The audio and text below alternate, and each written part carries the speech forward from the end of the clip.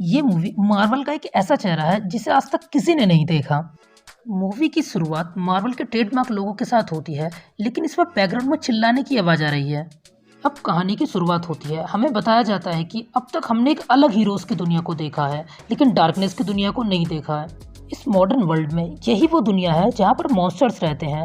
उन्हीं के साथ वो लोग भी रहते हैं जो अपने प्राइड के लिए उनका शिकार करते हैं, जिनमें सबसे बड़ा नाम ब्लडस्टोन फैमिली का है, जिनके पास एक ऐसा स्टोन है जिससे बड़ा कोई हथियार नहीं। लेकिन अब उस स्टोन को नए मालिक की तलाश है, क्योंकि यूलियस ब्लडस्टोन अब नहीं रहे।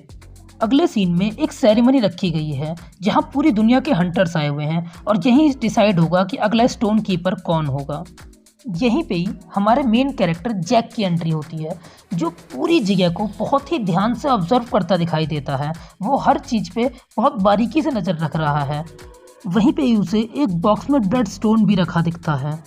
अगले सीन में एक लेडी दिखाई जाती है, जिससे उसका नौकर आके कहता है कि एल्सा आ गई है। अब ये एल्सा कौन है?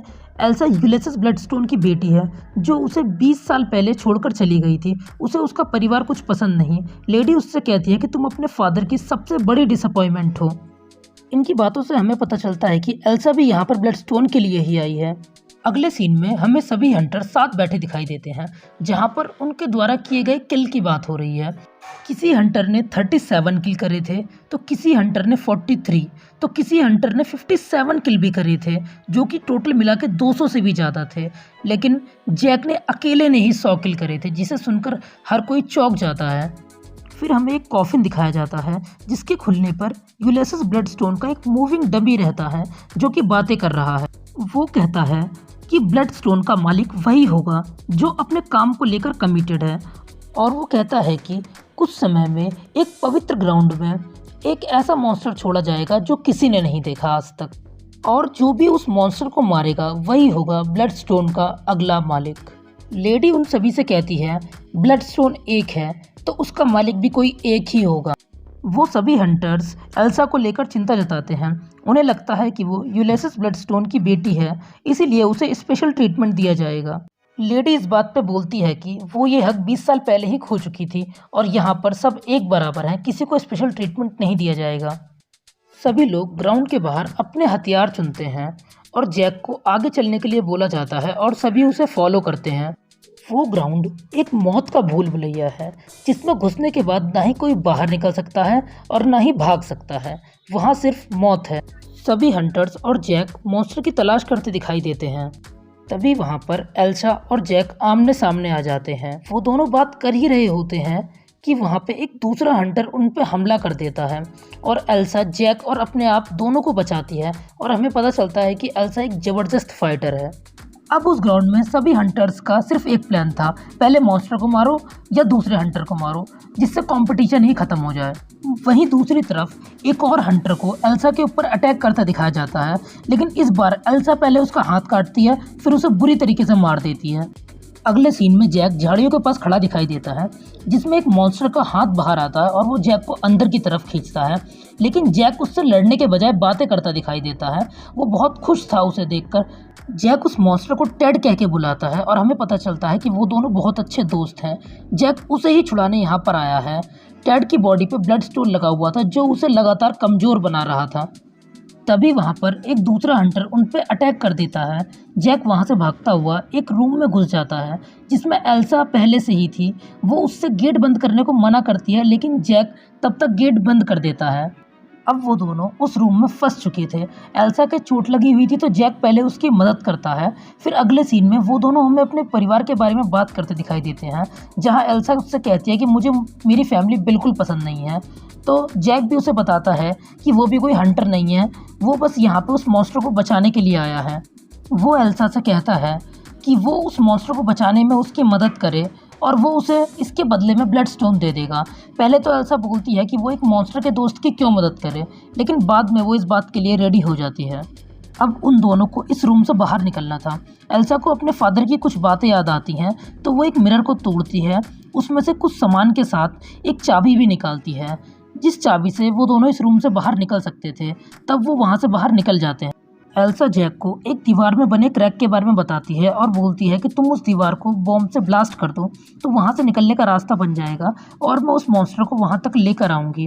तभी जैक उससे कहता है कि उस मॉन्स्टर को प्लीज़ एक अपने दोस्त की तरह ट्रीट करना, उसका नाम टेड है और वो तुम्हें कुछ भी नहीं कहेगा। अगले सीन में एक हंटर झाड़ियों की तरफ बढ़ता दिखाई देता है हथियारों को लेकर। एल्सा उस हंटर को पीछे डिस्ट्रैक्ट करती है और मॉन्स्टर बाहर निकलकर उसे मार देता है। फिर वो मॉन्स्टर उसे मारकर एल्सा की तरफ बढ़ने लगता है, लेकिन एल्सा अपने हथियार डालकर उसे उसके नाम से बुलाती है। मॉन्स्टर एक क्यूट सा फेस बनाकर एल्सा की तरफ देखता है और वो उसे सारी बात बताती है। दूसरी तरफ जैक बॉम्ब को दीवार में लगाने की कोशिश करता दिखाई देता है और एल्सा मॉन्स्टर को उसी तरफ लेकर आ रही है। जैक बॉम्ब से दीवार को ब्लास्ट कर देता है। तभी मॉन्स्टर वहां से भागने लगता है और एल्सा उसके ऊपर से ब्लड स्टोन हटा देती है। वो स्टोन जमीन पर पड़ा हुआ था। जैक ब्लड स्टोन की तरफ उठता है और वो उस स्टोन उसे दूर फेंक देता है। वहाँ पर सभी लोग आ जाते हैं, वो लेडी और उसके सोल्जर्स भी वहाँ पर आ जाते हैं। वो जैक को नीचे पड़ा देख तुरंत ही समझ जाती है कि जैक कोई इंसान नहीं है। वो उसे शॉक देकर बेहोश कर देती है और फिर एल्सा को उसकी मदद करने के जुर्म में तुरंत ही बेहोश कर देती है। उन दोनों को साथ में एक पिंजरे में डाल दिया जाता है। जैक की आँख खुलती है तो वो और एल्सा एक ही पिंजरे में थे। एल्सा रो रही थी और वो उससे कहती है तुम कुछ समय में मुझे मार दोगे। जैक उससे कहता है ऐसा कुछ नहीं होगा और वो एल्सा की पूरी बॉडी की स्मेल लेने लगता है जिससे वो उसे याद रख सके। तभी वहाँ पर वो लेडी आ जाती है ब्लड स्टोन को लेकर। उसके साथ हंटर्स और सोल्जर्स भी होते हैं। जैक वहाँ पर बहुत बार कहता है मुझे ऐसे ही मार दो, मेरे साथ कुछ मत करो, लेकिन उसकी वहाँ कोई नहीं सुनता। फिर वो लेडी जैक के ऊपर ब्लड स्टोन का मैजिक करना स्टार्ट कर देती है और जैक धीरे धीरे ट्रांसफॉर्म होने लगता है। ये नज़ारा देखने में बहुत ही हॉरर था और अंदर एल्सा बहुत ही परेशान दिखाई दे रही है। जैक अब अपनी रियलिटी में ट्रांसफॉर्म होने लगा था और अंदर एल्सा अपनी मौत का इंतज़ार कर रही है। जैक पिंजरे को तोड़कर बाहर निकल जाता है और अब हमें जैक की असलियत दिखाई देती है कि वो और कोई नहीं, वही है वेयरवुल्फ। बाहर निकलते ही जैक हर किसी को बहुत ही बेदर्दी से मारना शुरू कर देता है। एल्सा भी उस टूटे हुए पिंजरे से बाहर निकल जाती है और बाहर निकलते ही वो हथियार उठाती है और हंटर्स को मारना शुरू कर देती है।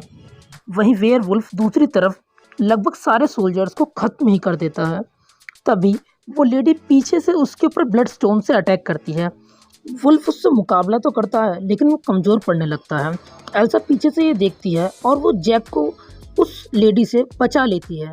वुल्फ एल्सा को देखता है और तुरंत उसके ऊपर अटैक कर देता है। एल्सा कोई रिएक्ट नहीं करती है, वो प्यार से उसका नाम लेती है जैक। वुल्फ तुरंत उसे छोड़ देता है और वहाँ से बहुत तेज़ी से भाग जाता है। तभी पीछे से वो लेडी एल्सा के ऊपर अटैक करने चलती है, लेकिन पता नहीं कहाँ से मॉन्स्टर टेड आ जाता है और उस लेडी को वो वहीं पे मार देता है। फिर एल्सा उसे जैक की डायरेक्शन बताती है और वो मॉन्स्टर जैक की तरफ भाग जाता है। एल्सा वहाँ पे आराम से ब्लड स्टोन को लेकर हमें बैठी दिखाई देती है। मूवी के लास्ट में जैक इंसानी रूप में दिखाई देता है और वो पेड़ में से निकलता हुआ मॉन्स्टर टेड के साथ आराम से बैठ के बातें करते करते कॉफ़ी पी रहा है। इसी के साथ ये पिक्चर दी एंड हो जाती है।